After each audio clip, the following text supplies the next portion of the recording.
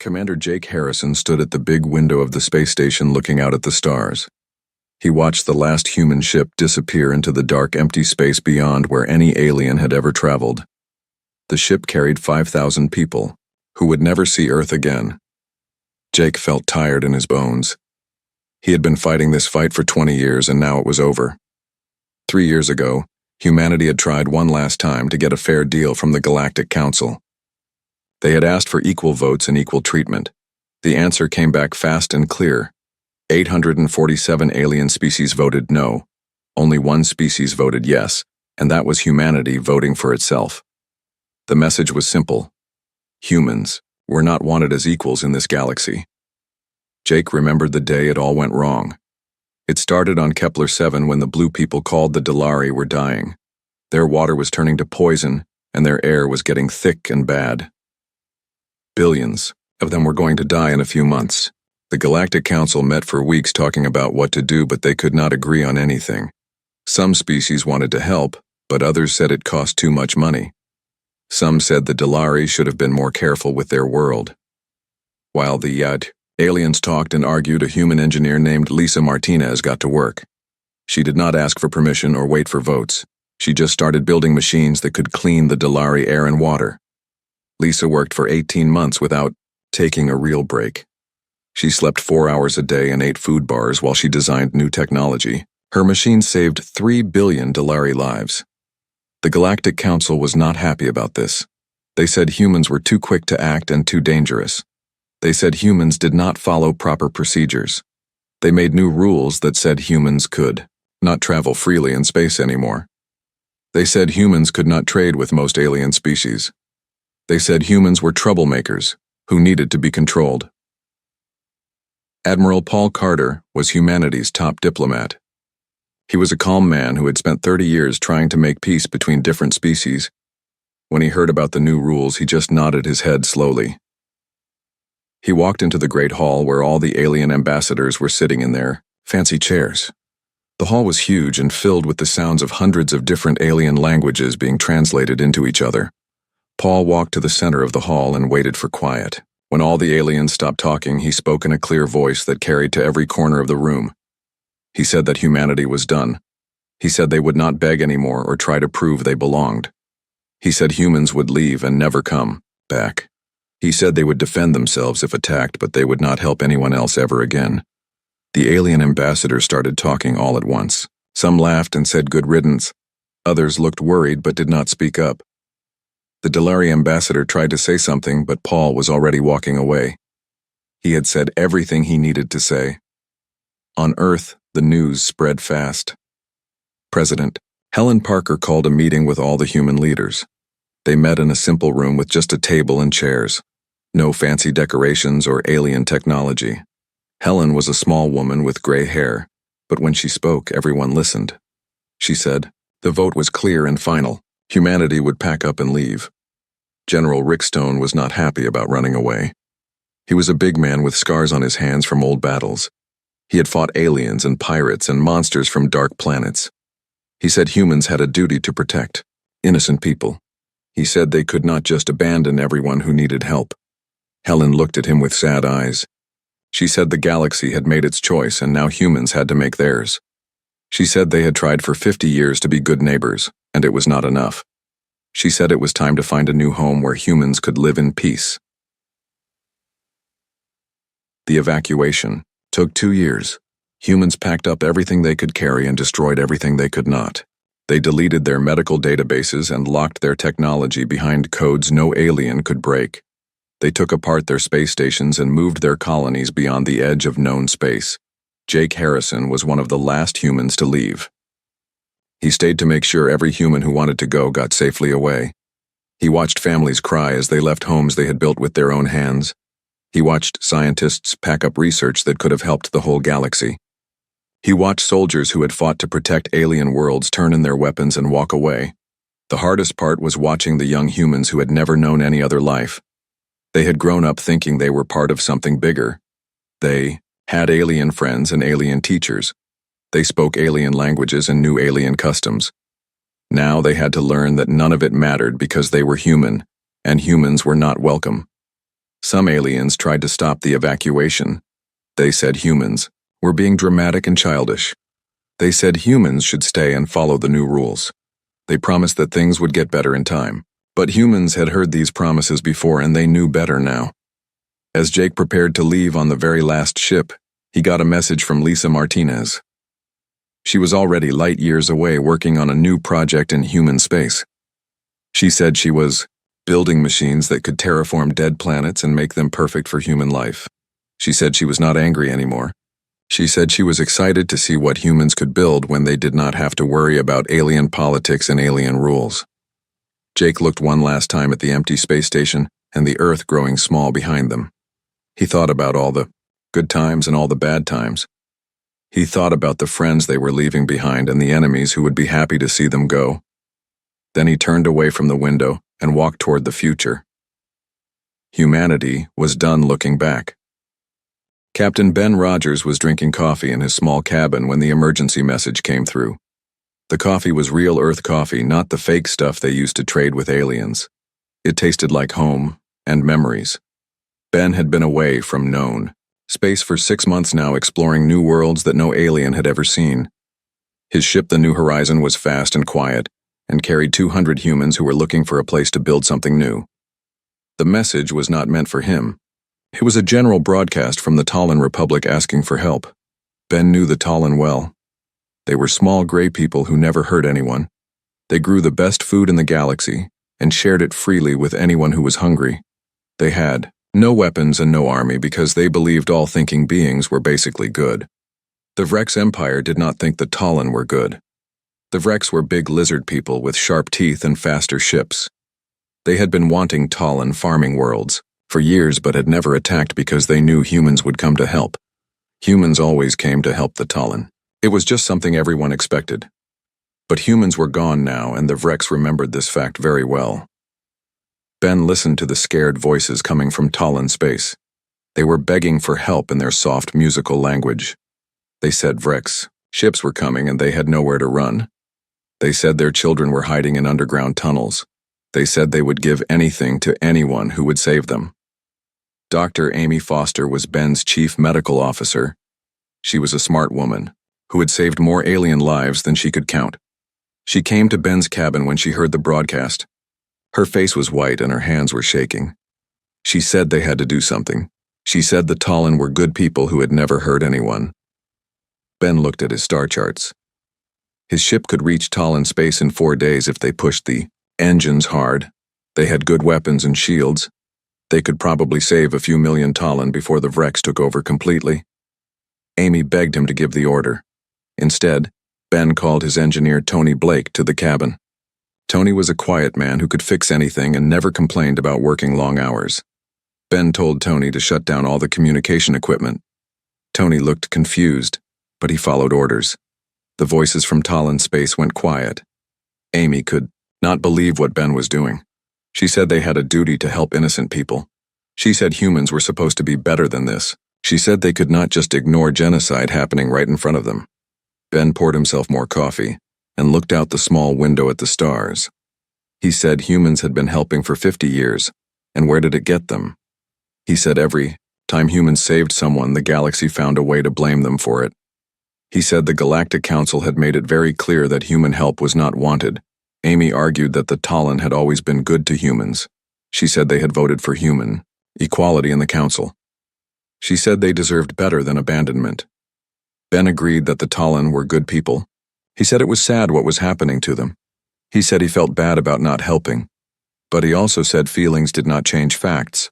The facts were simple. Humanity had tried to be part of galactic civilization and been rejected. The galaxy wanted to handle its own problems without human interference.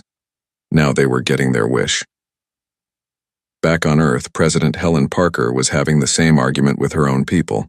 General Rick Stone came to her office every day asking for permission to send ships to help the Talon. Marine Colonel Chris Evans said his troops were ready to deploy at a moment's notice. Admiral Susan Hayes said the fleet could reach Talon space in 2 weeks. Helen listened to all their arguments. She understood their frustration and their desire to do what was right. But she also understood something they did not want to accept. The galaxy had to learn to solve its own problems. Humans could not be both unwanted troublemakers and required saviors. The aliens had to pick one. The Talon Republic fell in 3 weeks. The Vrex moved fast and hit hard. They destroyed the Talon defense satellites in the first hour. They landed troops on 12 planets before the Talon even knew they were under attack. The Talon tried to surrender, but the Vrex were not interested in surrender. They wanted slaves and new worlds to strip mine. News reports showed Talon families being loaded onto prison ships. Children were separated from parents. The beautiful Talon cities with their crystal towers and floating gardens were bombed into rubble. The Vrex took everything valuable and burned the rest. The Galactic Council met in emergency session. Ambassador after ambassador stood up to condemn Vrex aggression. They passed resolution after resolution demanding Vrex withdrawal. They imposed trade sanctions and diplomatic penalties. They did everything except actually fight. Some council members quietly asked where the human fleet was. They were told humans had withdrawn from galactic affairs. The council members nodded and went back to writing more resolutions. Captain Sandra Hill was monitoring the emergency broadcasts from her exploration ship deep in unknown space. Sandra had been a Galactic Defense Force officer for 15 years, before the Exodus. She had fought pirates and slavers and alien monsters. She knew how to win battles and save lives. Her crew was getting angry listening to the reports from Talon space. They wanted to do something to help. Sandra understood their feelings, but she also understood orders. Humanity was done fighting other people's wars. The worst part was listening to Talon broadcasts that were clearly meant for human ears. Old Talon farmers who remembered human engineers helping them improve their crops. Talon doctors who had worked alongside human medics during plague outbreaks. Talon children who had learned human songs and human games. They all asked the same question. Where were their human friends now that they needed help? Sandra turned off the communications array and ordered her ship deeper into unexplored space. Behind them, the Talon Republic died slowly, while the galaxy watched and did nothing. It was the first time in 50 years that genocide had happened in civilized space without human ships arriving to stop it. The lesson was clear, but nobody wanted to learn it yet. Humans had been the galaxy's immune system. They had fought off infections of cruelty and greed before they could spread. Now the galaxy would have to develop its own immunity or learn to live with disease. Amy Foster found Ben Rogers in the ship's observation lounge 3 days after the Talon surrender. Ben was looking out at a beautiful nebula painted in colors that had no names. Amy sat down next to him without saying anything. After a long time, Ben spoke. He said he felt like part of his soul had died. He said every instinct he had told him, to turn the ship around and go help. He said walking away from innocent people was the hardest thing he had ever done. Amy said she understood. She said she felt the same way. She said maybe that was the price of freedom. Sometimes you had to choose between doing what felt right and doing what was necessary for your people's survival. Ben nodded and kept looking at the stars. Somewhere behind them, the galaxy was learning what life looked like without humans to solve every problem. It was not a pretty lesson, but it was one they needed to learn. Dr. Jennifer Cole looked at the cure she had just finished creating and felt sick to her stomach. The small blue vial contained enough medicine to save millions of lives across the galaxy. The Gentarim plague was killing whole planets, and this simple injection could stop it completely. But the cure would stay locked in human databases where no alien could reach it. Jennifer worked in a secret research facility beyond the edge of known space. The facility was built inside a dead moon that had been hollowed out and filled with the most advanced laboratories humanity had ever created. Here, human scientists worked on projects they could never have attempted while under alien oversight. No ethics committees full of aliens who did not understand human methods. No regulations written by species who thought humans worked too fast and took too many risks. The Gentarim plague had started 2 years after humanity left galactic space. It was a virus that attacked the nervous systems of most alien species. The symptoms were horrible. First came weakness and confusion, then paralysis, and finally death. The virus spread through air and water and touch. Whole cities had been abandoned. When the plague arrived, the galactic medical establishment had been working on a cure for 18 months with no success. They tried every treatment they knew and created dozens of experimental vaccines. Nothing worked. The virus was too smart and changed too fast. Every time the alien doctors thought they had found an answer, the plague adapted and kept killing. Jennifer had solved it in 6 weeks. She understood the virus better than its creators because she approached the problem like a human engineer instead of an alien academic. She did not try to kill the virus or block it. Instead, she found a way to make infected cells invisible to the plague. The virus would lose interest and move on to look for other targets that did not exist. The solution was elegant and simple, and completely against every rule of alien medical ethics. The aliens believed medicine should attack disease directly. They thought Jennifer's approach was too sneaky and dishonest. They would never have approved it even if they could understand how it worked. But humans were not part of galactic civilization anymore, so human ethics were the only ones that mattered. In human labs, the plague was hitting the outer colonies the hardest. These were worlds where poor aliens lived and worked in dangerous jobs. The rich core worlds had better hospitals and cleaner cities where the plague spread more slowly. The Galactic Council was focusing their limited resources on protecting the important worlds where important aliens lived. Jennifer had grown up on one of those outer colony worlds. Her parents had been human engineers who helped build water treatment plants for alien farmers. She remembered playing with alien children who taught her their games and shared their food. She remembered alien families who had been kind to a lonely human girl whose parents worked long hours. Those same kinds of families were dying now while she held the cure in her hands. Captain Sandra Hill brought Jennifer the latest reports from galactic space.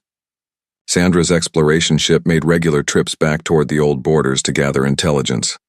The news was always bad, but someone had to keep track of what was happening to the civilization humans had left behind. The reports showed that technology across the galaxy had stopped improving. For 50 years, human innovation had driven everyone else to work harder and think smarter. Human engineers would build something amazing, and alien engineers would spend years trying to match it. The competition had pushed everyone to create better tools and faster ships and smarter computers. Without humans to compete with, the aliens had gotten comfortable and lazy. Why work hard on new technology when there was no one to compare it to? Why take risks on experimental research when you could just do the same things you had always done? The economic reports were even worse. Galactic trade was falling apart, without human-built infrastructure to support it. Human engineers had designed the jump gates that connected distant worlds. Human mathematicians had calculated the trade routes that made interstellar commerce profitable. Human technicians had maintained the communications networks that let different species talk to each other across vast distances. All of that was breaking down now, and the aliens did not know how to fix it. They could use human technology, but they had never bothered to learn how it really worked. They had been content to let humans handle the complicated stuff, while they focused on politics and philosophy and art. The Altarian Federation was learning this lesson the hard way. The Altarians were proud traders who had built their empire on buying and selling goods between different worlds. They were smart negotiators and tough business people, but they had relied completely on human technology to move their products through space. Ambassador Veltar of the Altarians had been sending messages to Earth for months. The messages started polite and formal. He offered trade deals and cultural exchanges. He suggested that maybe the past misunderstandings could be worked out through careful diplomacy. When Earth did not respond, the messages became more desperate. Veltar offered massive payments for human technical support. He promised favorable trade status and political concessions. He begged for just a few human engineers to help keep the Altarian trade networks running. The messages went unanswered, because Earth was not listening. Humanity had built new communication networks that did not connect to galactic space. They were talking to each other and exploring new frontiers and building new civilizations that had nothing to do with the galaxy they had left behind. But some humans were still listening, and what they heard made them angry. Captain Danny Walsh commanded a deep space exploration vessel that had been monitoring alien communications for security reasons. His job was to make sure no alien military forces were planning attacks on human settlements. Danny and his crew had to listen to reports about the plague and the economic collapse and the growing chaos in civilized space. They heard alien leaders making speeches about how temporary setbacks would soon be overcome. They heard alien citizens asking why their governments could not solve problems that had once been handled easily. Most painful of all, they heard the questions that no alien wanted to ask out loud. Where were the humans when they were needed most? Why had humans abandoned the galaxy right when their help was most important? Had humans planned this revenge from the beginning? Danny's chief science officer was a woman named Patricia King, who had once worked in alien hospitals saving lives and teaching alien doctors human medical techniques. Patricia listened to reports about the plague and had to leave the room. She could not stand hearing about preventable deaths when she knew humans could stop the dying with a single announcement. Danny found Patricia crying in the ship's medical bay. She said she had become a doctor to save lives, not to watch people die for political reasons. She said the oath she had taken said she would help anyone who needed healing regardless of their species or politics or past actions. Danny understood her feelings because he shared them. But he also understood something Patricia was trying not to think about. The galaxy had made its choice when it rejected human participation in civilization. Actions had consequences, and those consequences could not be avoided just because they turned out to be unpleasant. The hardest part was knowing that some of the aliens who were suffering now had been friends to humanity. The Delari, whose homeworld had been saved by Lisa Martinez, were dying of plague on their colony worlds.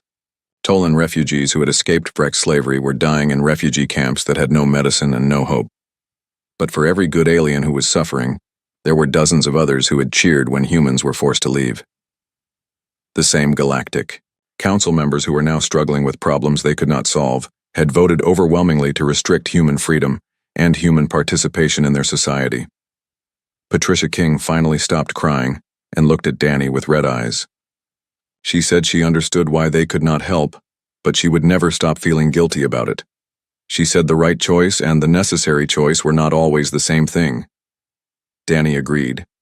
He said humans were learning to live with difficult choices now that they were free to make their own decisions. He said freedom always came with a price, and usually other people ended up paying part of that price, whether they deserved it or not. In her laboratory beyond galactic space, Jennifer Cole sealed the plague cure in a secure vault and walked away. The cure would stay there until humanity decided what to do with it. Maybe someday they would share it freely with anyone who needed it. Maybe they would trade it for things humanity needed. Maybe they would just keep it as a reminder of what they could accomplish when they were free to work without interference. For now, it was enough to know that humans could solve problems the galaxy could not handle.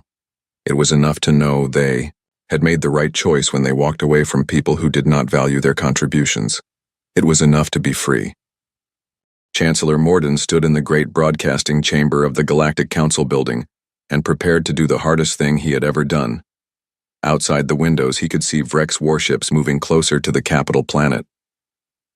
Inside the chamber, hundreds of cameras and recording devices waited to carry his words to every corner of galactic space. Morden was an old alien with purple skin and forearms who had spent 40 years in galactic politics. He had always been proud and stubborn and sure that he knew what was best for civilization. He had voted against human equality because he believed humans were too aggressive and too unpredictable. He had supported the restrictions on human freedom because he thought humans needed to be controlled.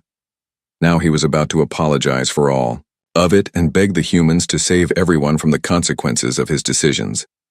The broadcast began, and Morden looked directly into the main camera. His voice was steady, but his hands were shaking as he spoke to the galaxy and to the humans who might be listening somewhere beyond the edge of known space. He said the Galactic Council had made a terrible mistake. He said humans had been treated unfairly and ungratefully despite their many contributions to galactic peace and prosperity. He said the Council had been wrong to restrict human freedom and wrong to deny human equality. He said he personally was sorry for every vote he had cast against human interests. Then he begged. He begged humans to return and help defend the galaxy against Vreck's aggression.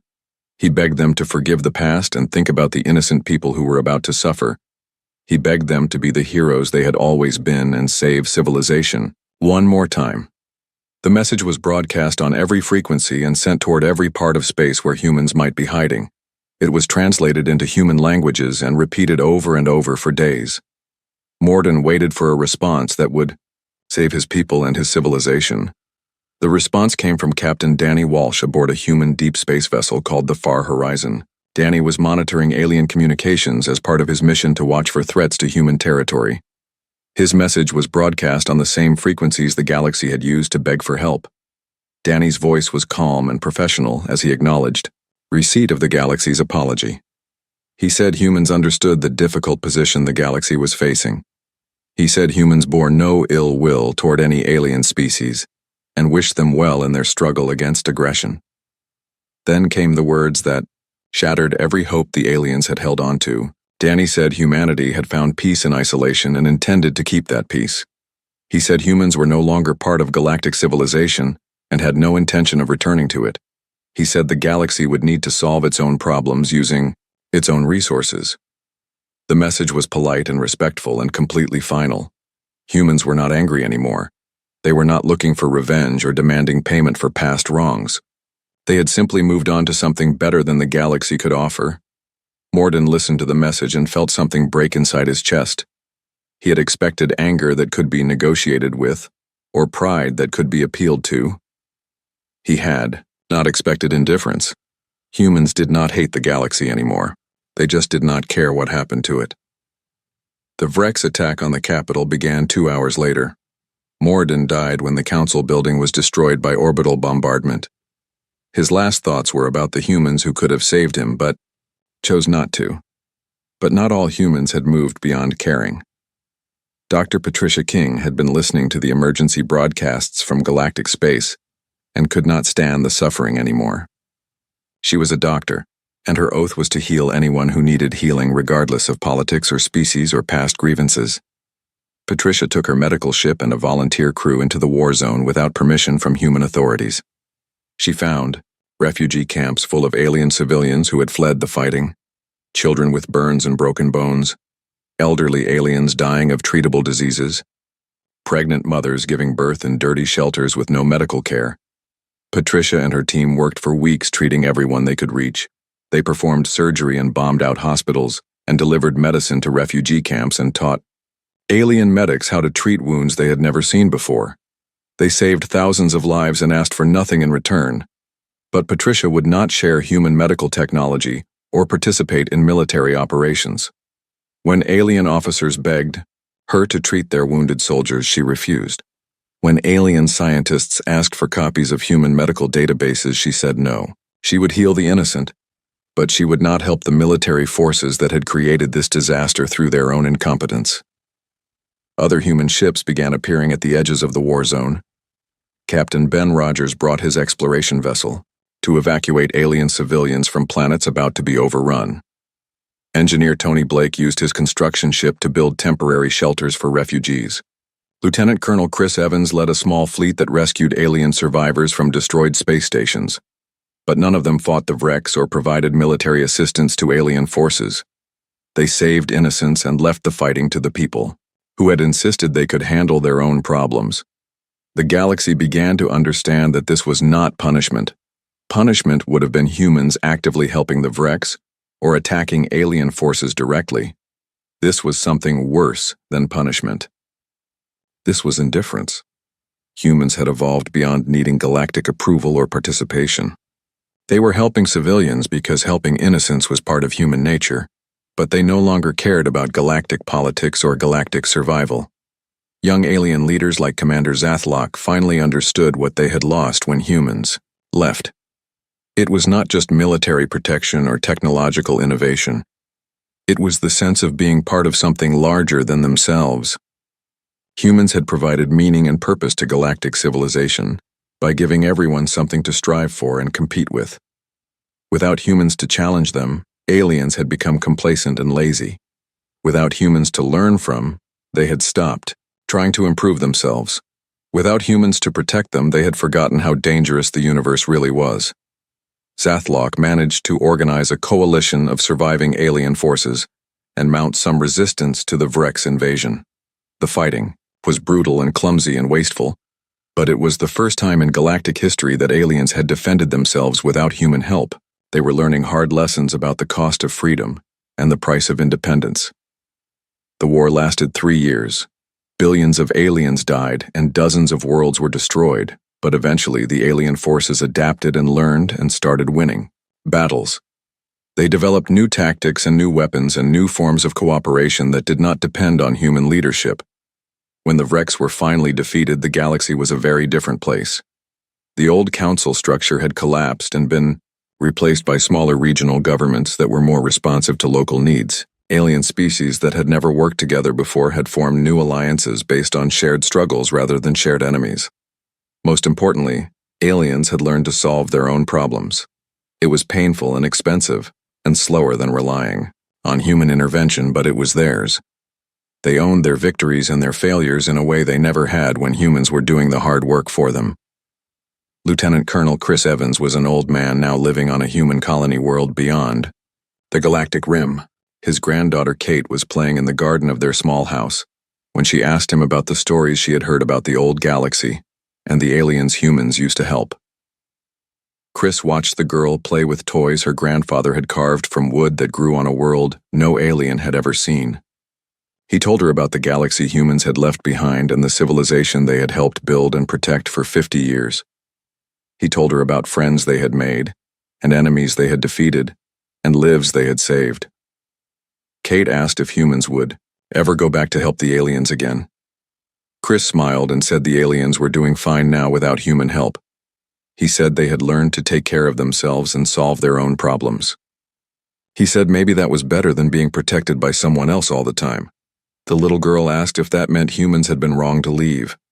Chris thought about that question for a long time while he watched the sun set over mountains that had never known war or politics or the complicated burden of being responsible for other people's survival. Finally, he said, humans had not been wrong to leave, and aliens had not been wrong to let them go. He said sometimes people needed to be apart before they could learn to be together as equals. He said maybe someday humans and aliens would meet again as friends instead of protectors and protected. But that was a story for another generation to write. For now, it was enough that humans had found peace and aliens had found independence. It was enough that both sides had learned they could survive without each other. It was enough that the galaxy had finally grown up. Admiral Susan Hayes was eating breakfast when the emergency alert came through her personal communication device. She was on a human colony world called Haven, eating real eggs and real bacon, while watching the sunrise over mountains that had never known war. The alert was marked with the highest security codes and came from Captain Sandra Hill's intelligence ship at the edge of galactic space. The message was simple and terrifying. The Vrex Empire had built the largest war fleet in galactic history, and they were moving toward the core worlds. 12 major planets were about to be attacked at the same time.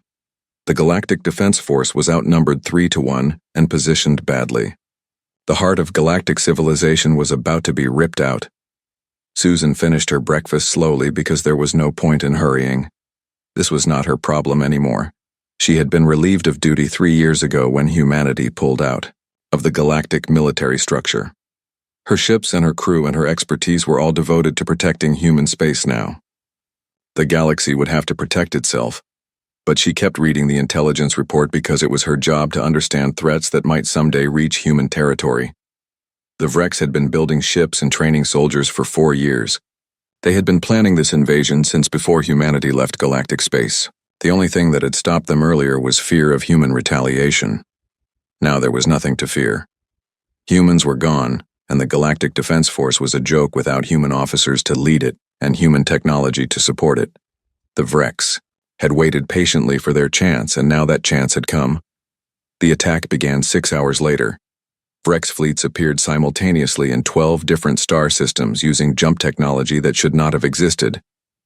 The aliens had been so busy arguing about politics that they had missed the fact that the Vrex had somehow developed faster than light travel that was better than anything the galaxy had seen before. The first planet to fall was Zentara Prime. It was a beautiful world covered with crystal cities and floating gardens where the best alien artists and philosophers lived.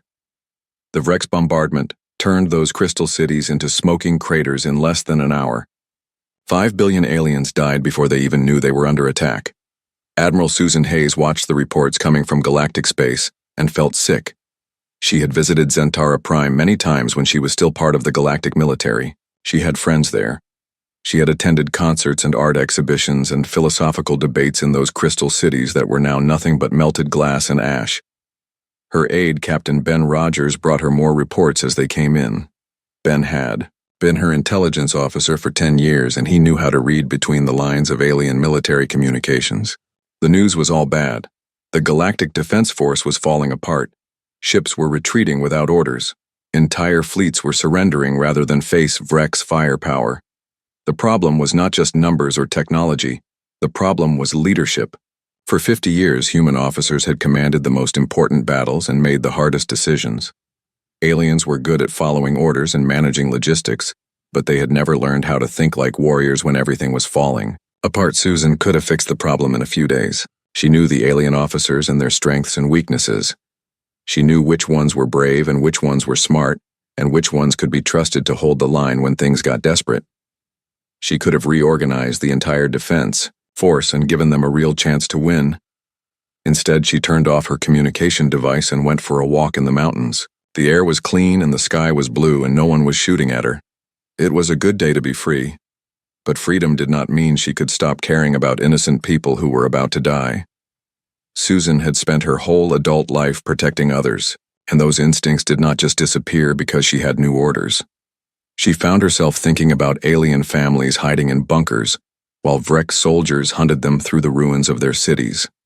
The worst part was knowing that some aliens had seen this coming. Young officers like Commander Zathlock of the Planetary Defense Corps had been studying human military records and trying to understand how humans had kept the peace for so long. They had figured out that human protection was the only thing standing between civilized space and chaos. Zathlock had written reports warning that the Vreks were preparing for war. He had begged the Galactic Council to rebuild their military and train new officers and develop better weapons. The Council had ignored him because he was young, and because his ideas sounded too much like human militarism. Now Zathlock was fighting a losing battle with inadequate ships and inexperienced crews, while the politicians who had ignored his warnings hid in bunkers on the core worlds.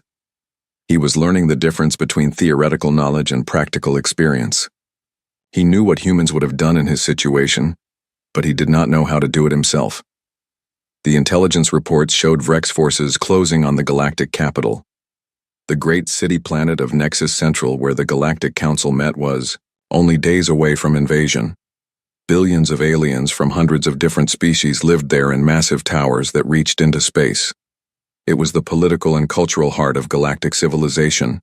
It was also completely defenseless. The Council had always assumed that no one would dare attack the capital, because human fleets would arrive within hours to destroy any aggressor. They had never bothered to build real defenses because they had never needed them. Ambassador Kritos of the Dalari Coalition arrived at the edge of human space with a fleet of 200 ships. The Dalari were the blue water people whose homeworld had been saved by human engineer Lisa Martinez. They owed their entire species to human intervention, and they had never forgotten it. Kritos requested permission to enter human territory and speak with human leaders. Her message was broadcast on all frequencies so every human would hear it.